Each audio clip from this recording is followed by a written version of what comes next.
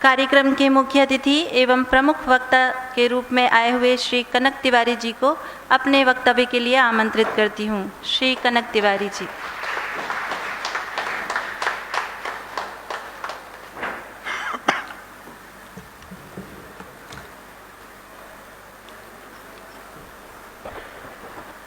आज की इस असाधारण सभा के असाधारण सभापति स्वामी सत्यरूपानंद जी,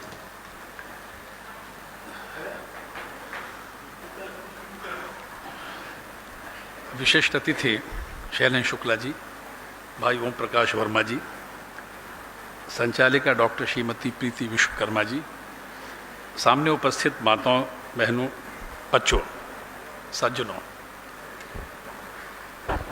विवेकानंद संबंधित किसी सभा में मुझ जैसे आदमी को बुलाना आयोजकों के लिए जोखिम का काम होता है।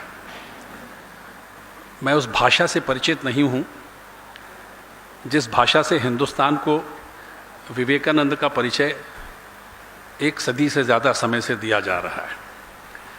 मैं उस विवेकानंद से परिचित नहीं हूँ जो साधु का स्वभाव लेकर पूरे भारत में आध्यात्म की संस्कृति के पक्षधर के रूप में केवल एकांगी ढंग से खड़ा किया जाता है।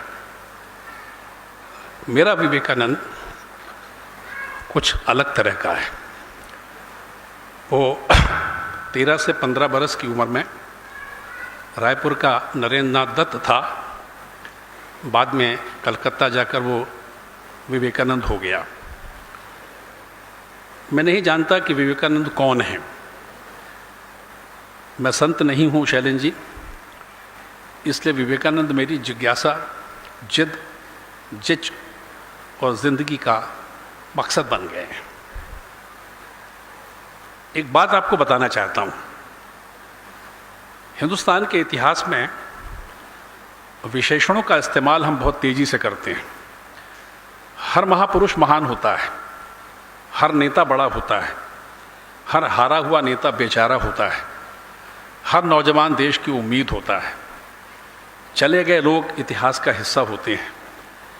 ये तो एक तरह की रस्म अदायगी है। मैं आपसे ईमानदारी से कहना चाहता हूँ कि 19वीं सदी के हिंदुस्तान में अगर आप इतिहास के विद्यार्थी के रूप में पढ़ें, बहुत खुशी है कि महाविद्यालय के विद्यार्थी ज़्यादा हैं, तो आप पाएंगे कि हिंदुस्तान में केवल एक आदमी, एक मनुष्य ऐसा हुआ है, एक व्यक्ति ऐसा हुआ है कि जिसके शरीर से महानता के परखच निकाल कर आप फेंक दें तब आप उसको सही रूप में पाएंगे। विवेकानंद के साथ भारत के विद्वानों ने, भारत के इतिहास ने उनका अपमान किया है। हिंदुस्तान ने उनकी उपेक्षा की है। हम विवेकानंद को ठीक से जानते नहीं हैं। विवेकानंद की मौलिकताओं पर बात नहीं होती है। वो परम सिद्ध श्री रामकृष्ण देव के शिष्य थे। उन्होंने रामकृष्ण मिशन और मठ की स्थापना की। उन्होंने दुनिया में हिंदुस्तान की संस्कृति का परचम फहराया। शिकागो के धर्म सम्मेलन में असाधारण वक्तव्य दिया। विवेकानंद एक भूचाल की तरह हिंदुस्तान की धरती में आए, एक ज्वालामुखी की तरह पूरी दुनिया में फैल गए, आकाश से किसी उल्कापात की तरह गिरे, धरती का हिस्सा बनकर चले गए। ये सुनने में अच्छा लगता है। इस ड्रामाई अंदाज में विवेकानंद को जानने की कोशिश करना उनका अपमान करना है। मैं आपको ले चलता हूँ बंगाल की तरफ बहुत संक्षेप में। हिंदुस्तान में अंग्रेज़ पहले कलकत्ता आए और वहाँ के पढ़े लिखे सद्बुद्धि के साक्षर नवोदय के बंगालियों के बीच में भद्र समाज में अंग्रेजियत की पैठ बनी। देवेंद्रनाथ ठाकुर हो, रविन्द्रनाथ ठाकुर का पूरा परिवार हो, केशव सेन हो, ईश्वरचंद्र विद्यासागर हों और तमाम लोग हों, और सबसे पहले राजा राम मोहन रॉय हों, पूरी अंग्रेजियत का, यूरोपीय संस्कृति का, यूरोपीय भाषाई चमत्कार, यूरोपीय साहित्यिक चमत्कार बंगाल के जरिए पूरे हिंदुस्तान के जहन में बैठ गया। और हमने यूरोपीय नस्ल से, यूरोपीय चश्मे से, यूरोपीय ढंग से, यूरोपीय भाषा के जुमलों से हिंदुस्तान की समस्याओं को देखने का काम शुरू किया। ये पूरे हिंदुस्तान में हुआ। इसके केवल दो अपवाद निकले। काल दृष्टि से, कैलेंडर के हिसाब से पहले विवेकानंद और उसके बाद महात्मा गांधी। विवेकानंद अगर नहीं होते तो हिंदुस्तान में अंग्रेजियत का जो जुल्म है उसका जो गहरापन है, उसका जो पैनापन है, उसका जो विस्तार है, उसकी जो विभीषिका है, वो इतनी ज़्यादा फैलती कि आज हम इस जगह पर बैठ के इस तरह का सम्मेलन नहीं कर सके होते। ये स्वामी विवेकानंद ने आखिर किया क्या? पहले बार वो अमेरिका गए। हर आदमी अपनी गलती से सीखता है। मेरा विवेकानंद वो है जो अपनी गलती से सीखता है और जो शैलेंद्र शुक्ला के जुमले में सच बोलता है। जब वो पहली बार गए तो उन्होंने अंग्रेजियत की, यूरोपीय सभ्यता की, अमेरिकियों की, अमेरिकी महिलाओं की खूब तारीफ की। पूरा विवेकानंद साहित्य अटा पड़ा है उनकी तारीफ से। मैं वामपंथी हूँ। आज भगत सिंह की शहादत का दिन है, मैं उनकी याद करने आया हूँ।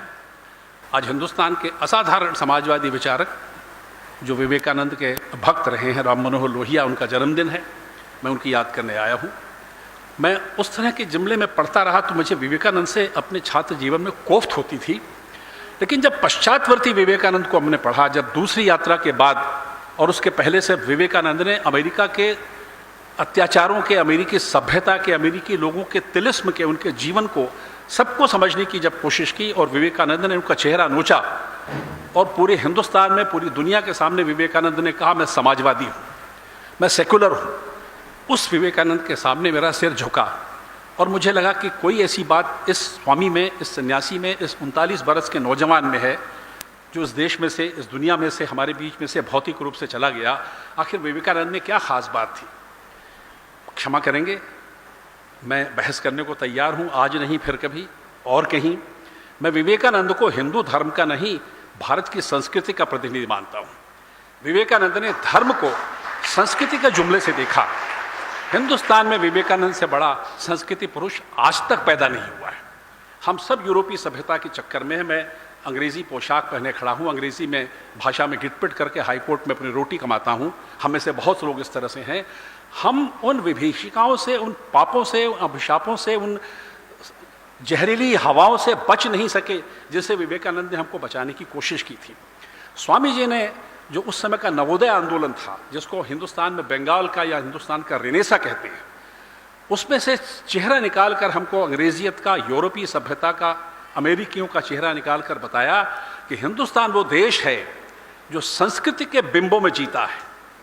हम धर्म के सहारे नहीं जीते, हम किसी भाषा के सहारे नहीं जीते। विवेकानंद को तो हिंदी आती भी नहीं थी। आज यहाँ क्यों खड़ा हूँ मैं विवेकानंद की याद करने के लिए? उन्होंने तो अपने जीवन में हिंदी में केवल एक भाषण दिया, और वो भी शायद हम रायपुर के लोगों ने उनको हिंदी सिखाई होगी, इसलिए जब यहाँ बचपन में वो रहे हो, किशोर अवस्था में। आखिर क्या खास बात थी? विवेकानंद ने कहा कि हिंदुस्तान संस्कृति के बिंबों में जीता है। यूरोपीय सभ्यता हमको पहचानने में असमर्थ रही है। आज चाहे कुछ भी हो जाए, हम कितनी ही भाषाएं बोले, हम कितने ही प्रांतों के लोग हों, अंदर कहीं कोई एक अंतः सलीला बहती है जिसे हम भारत की संस्कृति कहते हैं। यूरोपीय उसको पहचान नहीं सके। दूसरी मुख्य बात विवेकानंद ने कही थी जो आज हिंदुस्तान की समस्या है। मैं उस विवेकानंद के साथ नहीं हूं जिसका हम किताबी रूप में पाठ करें और अपने आचरण में उसको भूल जाएं। हिंदुस्तान में आज सबसे बड़ी समस्याओं में एक जातिवाद की समस्या है, एक हमारी सांप्रदायिक समस्या है। विवेकानंद ने कहा था कि हिंदुस्तान में अपने दोस्त मोहम्मद सरफराज हुसैन को चिट्ठी लिखी कि इस देश में असली धर्म का उदय तब होगा जब इस्लामी सभ्यता के शरीर में वेदांती मन होगा। ये बात अंग्रेजों के लिए उन्होंने नहीं कही। इतिहास के विद्यार्थी पढ़ें उसको। अंग्रेज पौने 200 बरस हमारे देश में हुकूमत करते रहे, लेकिन वो अन्य रहे, वो अदर रहे, वो हम में समाहित नहीं हो सके।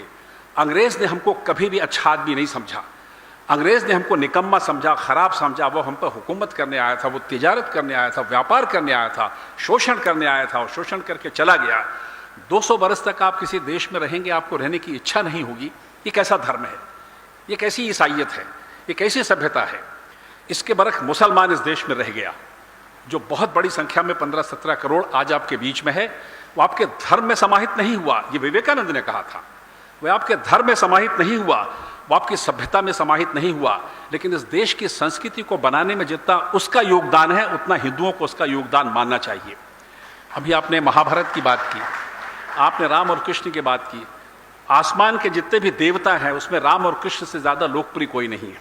वो धरती के देवता थे। देवता जब मनुष्य बनने की कोशिश करता है तो उसका नाम राम हो जाता है या कृष्ण हो जाता है। वो आने की कोशिश जब करता है। आखिर ये राम और कृष्ण कौन थे? विवेकानंद पूरे जीवन केवल मनुष्य बनने की कोशिश करते रहे। ये कहना गलत है कि वो महामानव थे या महामानव बनने की कोशिश करते रहे।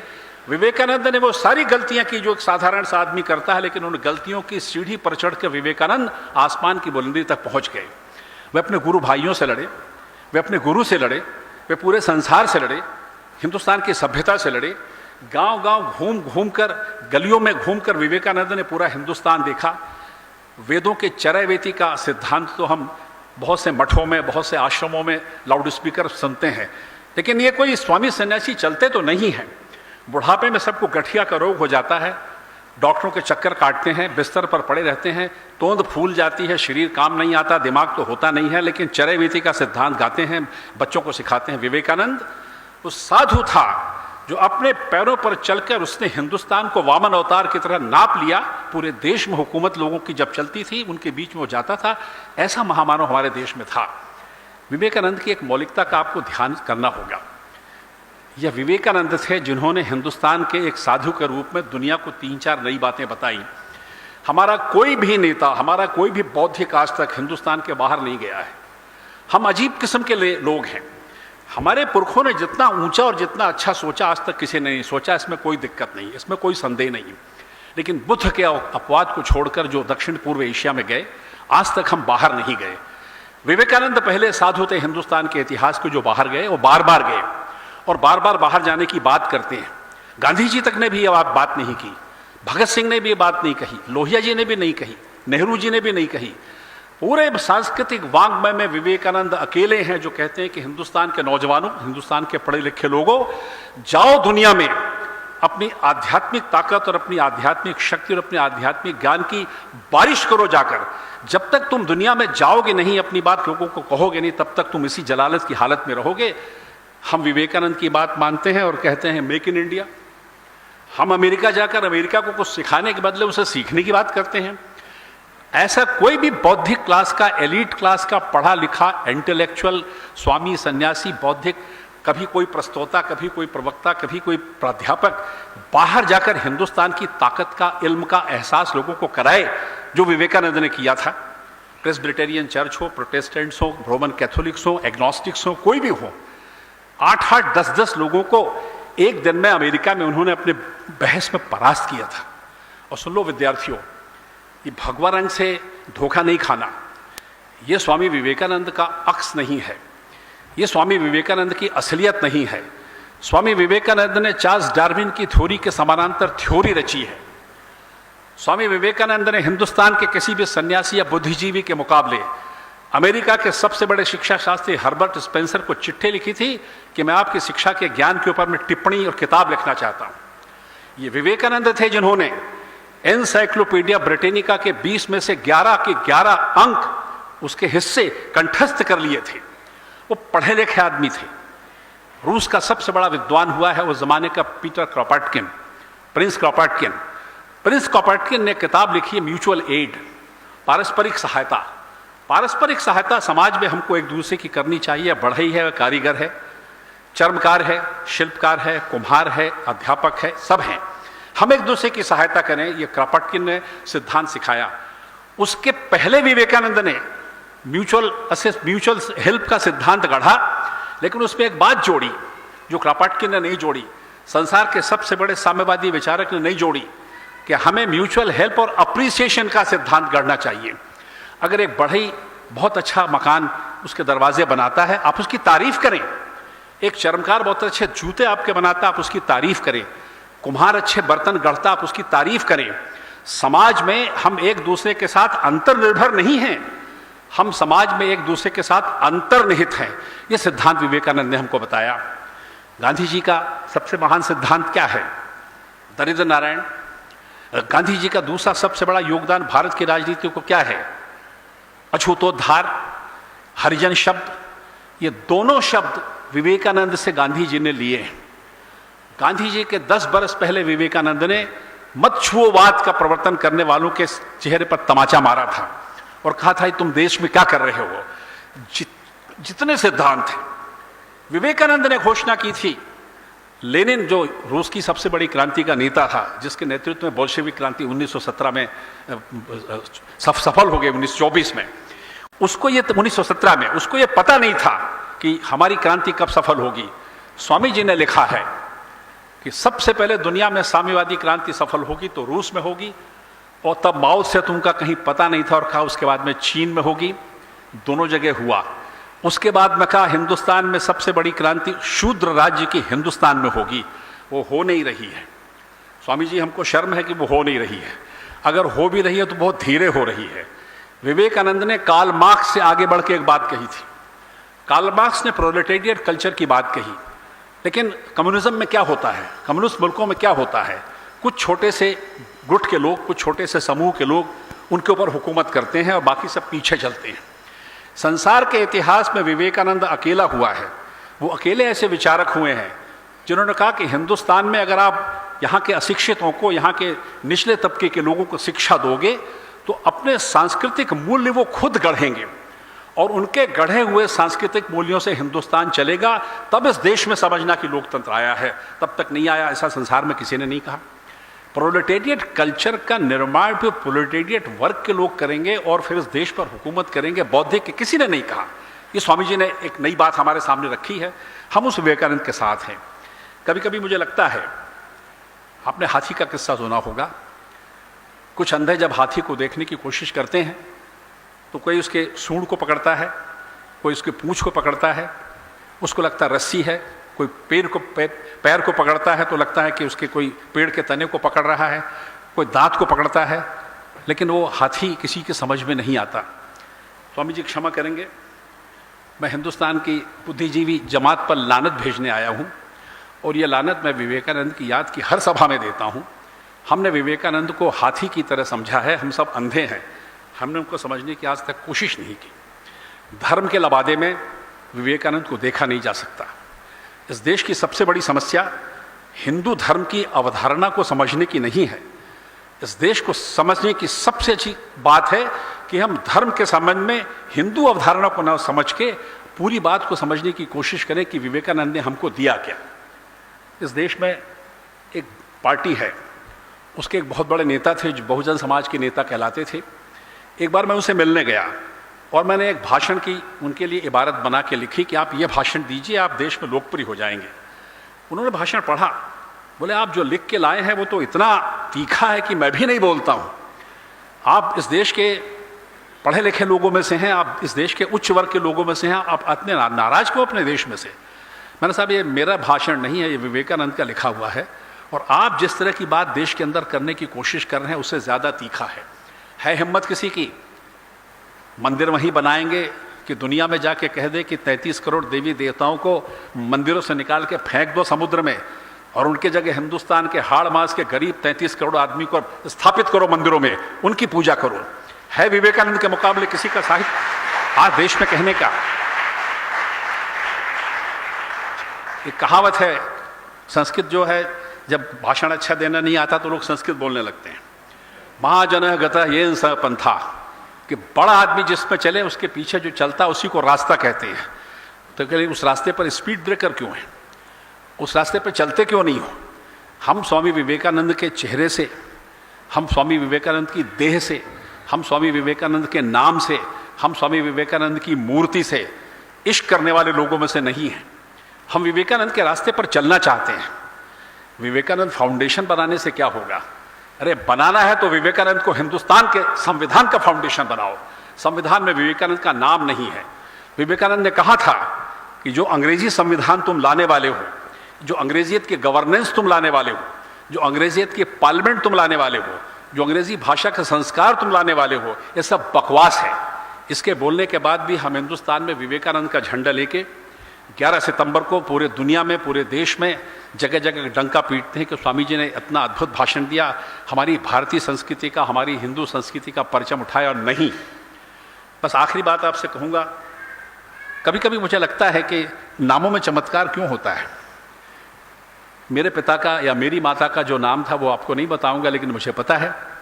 लेकिन ऐसा क्यों हुआ स्वामी जी कि इनकी माँ का नाम भुवनेश्वरी देवी था। ऐसा क्यों हुआ कि इनके पिता का नाम विश्वनाथ दत्त था। ऐसा क्यों हुआ कि इनके गुरु का नाम रामकृष्ण था। ऐसा क्यों हुआ कि इनकी माता का नाम शारदा था, गुरु माता का नाम शारदा था। ऐसा क्यों हुआ कि उनका खुद का नाम विवेकानंद हुआ। शारदा सरस्वती, विद्या की देवी, भुवनेश्वरी, आकाश को छूने का इल्म देने वाली माँ, विश्वनाथ वो पिता जिसने पूरी दुनिया का बेटा अपने बेटे को बनाने की कोशिश की, वो रामकृष्ण जिसमें राम और कृष्ण दोनों का यश था और वो बेलूर मठ में उन्होंने इन बात उनको सिखाया, और नरेंद्र नाथ का नाम भी देखिए, नर के इंद्र थे, वो सबसे बड़े मनुष्य होने इस धरती पर आए थे, और सबसे बड़ा मनुष्य वो होगा जो अपने विवेक से इंसानियत को आनंद की भीख या सीख दे करके चला जाए। ये इनके नामों का अर्थ है। एक अजीब सा संयोग है विवेकानंद के नामों में।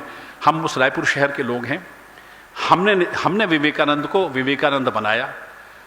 मैं आखिरी बात आपसे कहूँगा कि एक बहुत बड़ा विलोम साध्य है, एक बहुत बड़ी गड़बड़ हुई हिंदुस्तान के इतिहास से कि गांधी जी विवेकानंद से मिल नहीं सके।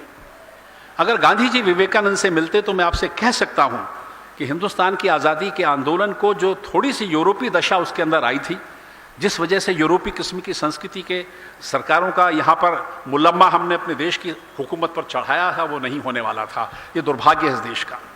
मुझे इस बात का दुख है आज भगत सिंह की शहादत के दिन कि भगत सिंह ने विवेकानंद को नहीं पढ़ा।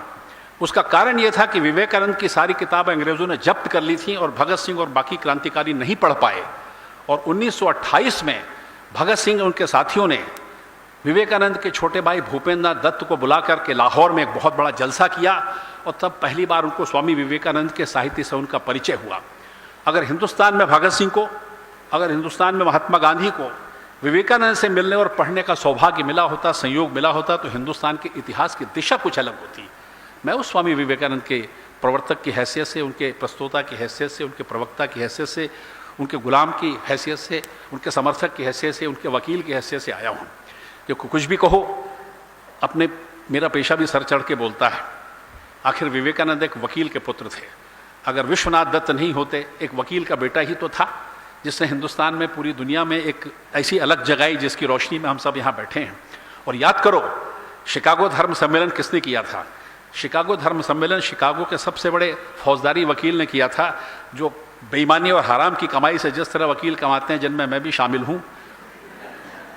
उससे उन्होंने शिकागो धर्म सम्मेलन करके अपने पाप का शमन किया था।